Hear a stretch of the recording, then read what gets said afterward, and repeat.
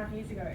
So all over three and a half years you did all that. Is 3.5 years at BGT. BGT. So how long were you queen of the Subway? Nearly 9 years. 9 years. And is it fresh? Yes. Microwave. You can say it now, you've left. Microwave. We all know. We all know it. And so why was it the brace stuff that sort of led you into it? No, I think probably the components of like doing the management with Subway, I liked training people and I liked investing in them, and it was probably a good add-on from like the recruiting, a good combination of recruiting, mentoring, and supporting, and yeah, so it combined a few elements, so like the management element and the training element. Okay, so over those years of training, were there any particular people, no names, that you just went, why? Oh no, it was during that time where everyone was putting everyone into retail traineeships. So there was a lot of businesses out there that were just doing it purely for the money, which was probably the negative aspect of it. But then on the same hand, you've got a lot of kids that I think benefited from it because we were more of an interactive kind of training style. So yeah. Okay. And what's been the most challenging aspect as a field? I think I said it before, if you were in the networking thing that we did, like the mental health stuff is the worst thing.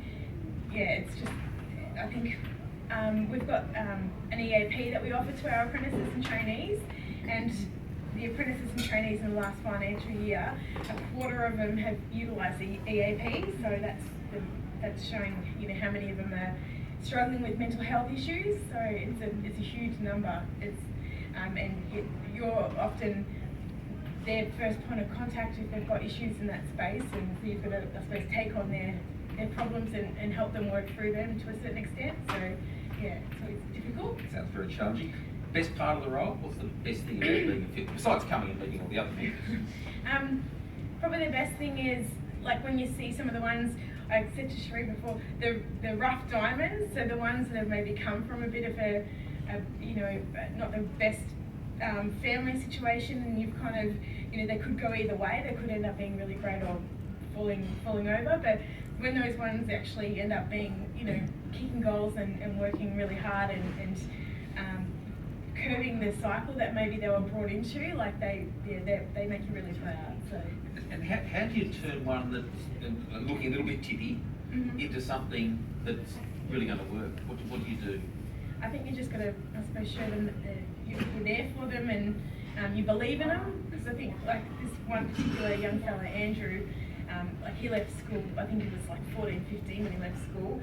So, and he's come from a family, really bad social stuff. Like he was living in a nice house with his sister for a while, and like he's really, like everything was going against him.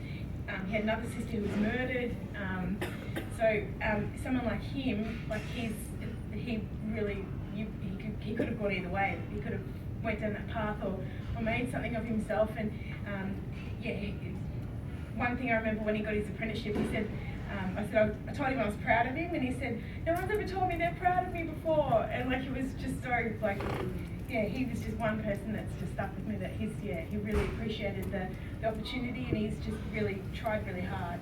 Oh, that's great. Now, you're involved in the SMART program at BGT. Yep. What's that all about? There's a few elements to it. The main thing we do at the moment is the EAP stuff. So we've got a local business, private psychologists that we refer our apprentices and trainees to if they're having issues. So they get 2 free sessions a year with a private psychologist. That's one aspect, and that we've got a really good relationship with them in that they communicate with us and let us know what's going on and kind of how it's worked out and that kind of thing. Obviously, like maintaining privacy in that space as well. But another aspect is our Money Minded, which we put all of our apprentices and trainees through like financial skills training. So we've got a lady who works here with us at BGT who delivers a program that teaches them all about budgeting and how much money they're spending at Smoko and where that could go, and it's affiliated with Saver Plus, which is an ANZ program that they deliver. So if their kids match, if they save $500, they're matched $500. So they get $500 for free. So it teaches really good savings skills from an early age. So it works out $12.50 a week that they save, and then in 10 months' time they've got $500, so they get $500 for free. So yeah, it's a really good, I suppose like not a bribe, but it's a good thing to show them that saving really helps and where it can get them. There's another component which we did, we used to outsource some training, a facilitator that delivered some training with goal setting and all that kind of stuff. We're not doing that so much more, we've probably brought that more internal now, so that we've figured out that it was more viable for us to do that ourselves. So, but those components really make up like a really good program for them. And the superannuation component? Yeah, Sue teaches them about superannuation. Yeah. Not the answer I was expecting. No, she teaches them, yeah. I don't know how much they take in, but she does teach them. I even teach them when they're doing their induction. I give them a bit of a little lecture. Not a lecture, but I say it's really important. Oh, you can come and see me for the goodie bag later. So the highlight of the field officer, obviously the guy who had all those issues and got through, and that's say really you're good. proud of him. Yeah. Other highlights? Probably some of the other ones, like another really rough one, like not rough, but you wouldn't picture him. He's not your prime idea of what a little tradie, he's got tats on his neck and everything like that. He's really rough around the edges, but he's like a sweet young fella, and he's just been he's in the national world skills team, so he's really like someone like him is really shows you that if you put the hard yards in, it doesn't matter what you look like he's really trying his hardest and doing a good job. So I'm proud of him. He actually, when he first came to BGT, he came to us to do a pre-app in engineering, and I remember he was out the back at the Coke machine. This is when I used to smoke back in the day, and I was out there having a fag, and he was saying that I'm worried about the Coke machine. So he was out there, it must have been smoker or something, and he was pissed off because the Coke machine ate his money. And this is my first time I'd ever met him, and he said how he was going to go in and get the angle grinder and cut the thing open and get his change back. And he ended up being the young fella who was going for this apprenticeship. And I said, well, mate, you're not really put forward a good first impression. You're talking about cutting open the Coke machine with the angle grinder. And anyway, I really thought he would fall over on his ass, but he's the world skills kid now, and he's really he's just took everything he's been given and grabbed onto it and really excelled. So he's probably I've got a secret spot soft spot for him. So he's probably just trying to show his skills with the angle grinder. Yeah, could have been. Maybe it's meant to be. Now, there's a few images you sent through. Gary, if you flick back one, what are some of these? Who are these people? This is one of my apprentices at Capricorn. So he's just finished recently.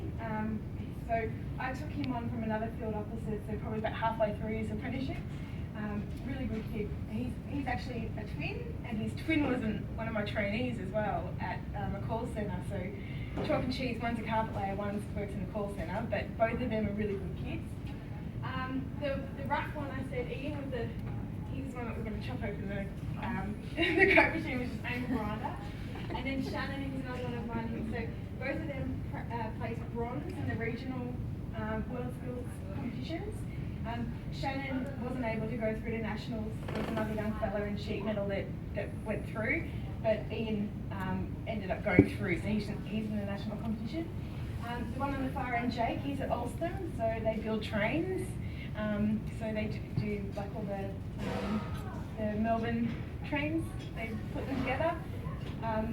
Alston have actually, Jake's been and gone, he's completed now, but there's 3 other apprentices there at the moment, which is good.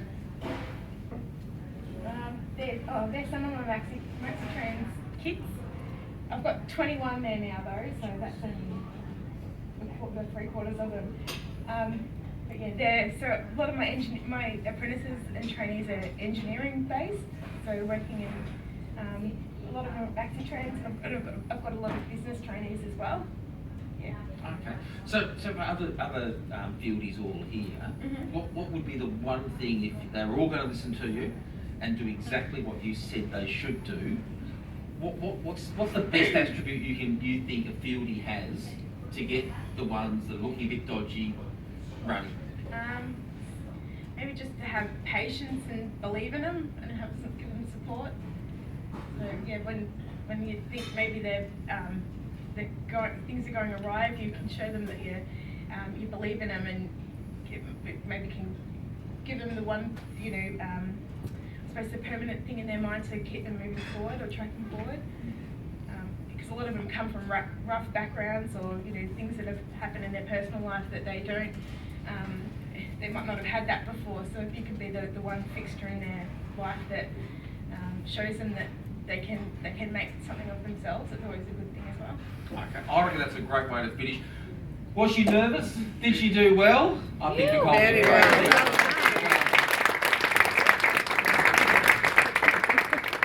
Thanks, Nicole. As we said, Gary sort of teed Nicole up, and Nicole was a bit nervous, gave her some questions, and I threw extra questions at it.